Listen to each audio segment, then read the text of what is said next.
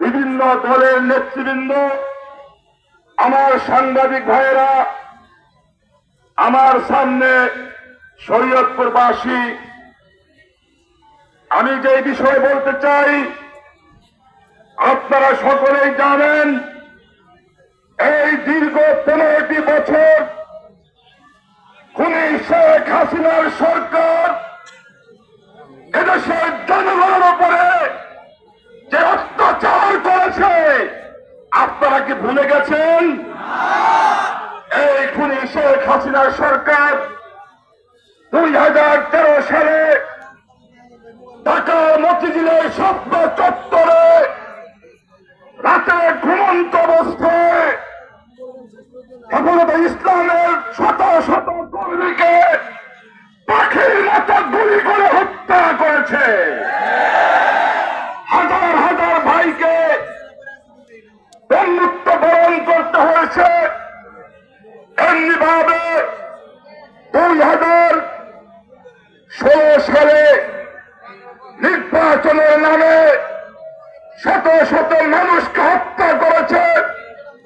দীর্ঘ এই 15 বছরে বিরোধী দলের হাজার হাজার মানুষকে হত্যা খুন করেছে। সর্বশেষে 2024 সালে এই জুলাই এবং আগস্ট মাসে ছাত্র জনতার গণ অভ্যুত্থানে এই খুনি সরকার, জালেম সরকার 1000 ছাত্র জনগণকে হত্যা করে ক্ষমতায় টিকে থাকতে চেয়েছে।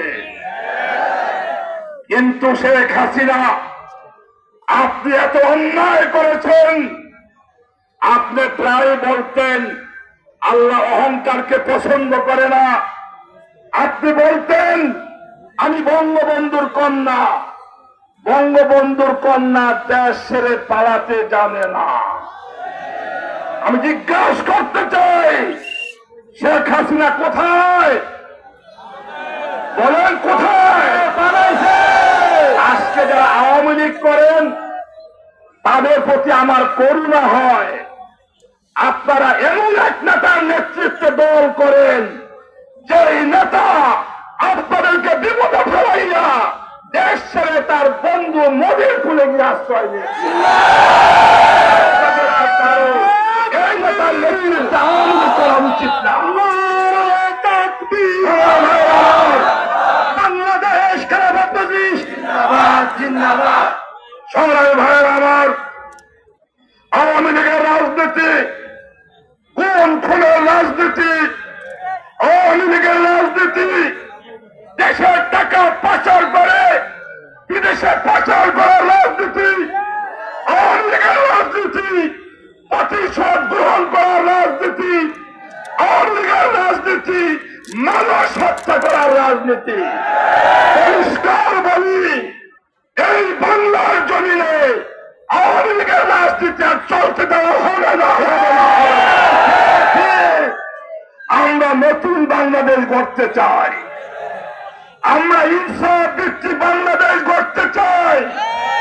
যেই দেশে চুরি থাকবে না, শোষণ থাকবে না, গুম হত্যা থাকবে না, প্রত্যেকটি মানুষ তাদের অধিকার ফিরে পাবে।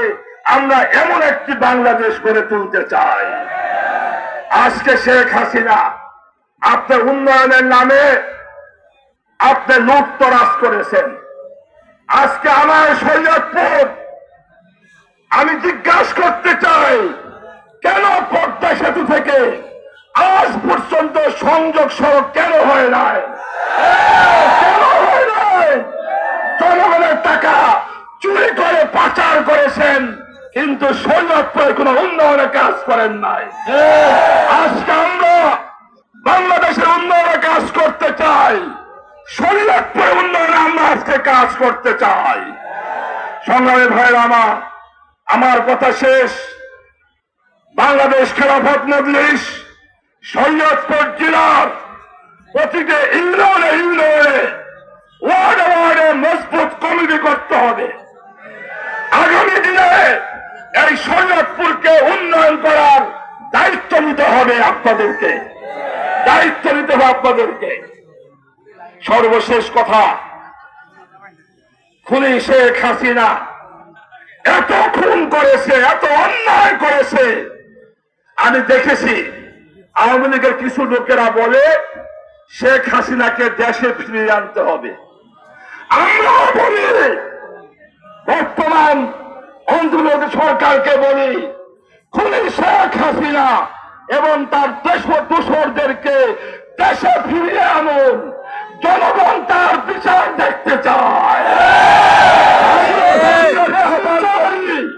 খুনি শেখ হাসিনাকে ভারত থেকে দেশে ফিরিয়ে আনুন। জনগণ এই খুনি শেখ হাসিনার এবং তার দোসরদের বিচার দেখতে চায়। দেখেন কি মজার ব্যাপার, যেই ট্রাইব্যুনালের মাধ্যমে এই খুনি শেখ হাসিনা বিভিন্ন নেতাদেরকে ফাঁসির কাস্টে ঝুলিয়েছে, আজকে সেই ট্রাইব্যুনালে শেখ হাসিনার করা ট্রাইব্যুনালে আজকে শেখ হাসিনার বিচার হবে। আগে বলেছিলাম এক বাঘে শীত যায় না। আজকে শেখ হাসিনা আপনার করা ট্রাইব্যুনাল, আপনার সংবিধান, আপনার বিচার ব্যবস্থায় আজকে আপনার বিচার হবে। জনগণ এটা আমরা দেখতে পারবে ইনশাআল্লাহ। এই জন্য সরকারের কাছে অনুরোধ, আপনি খুনি শেখ হাসিনা এবং তার দোসরদেরকে দেশে ফিরিয়ে আনুন এবং বিচারের ব্যবস্থা করুন। সর্বশেষ কথা, মাওলানা মামুনুল হক আজকে সারা বাংলাদেশের সবচেয়ে জনপ্রিয় নেতা। আপনারা কি চান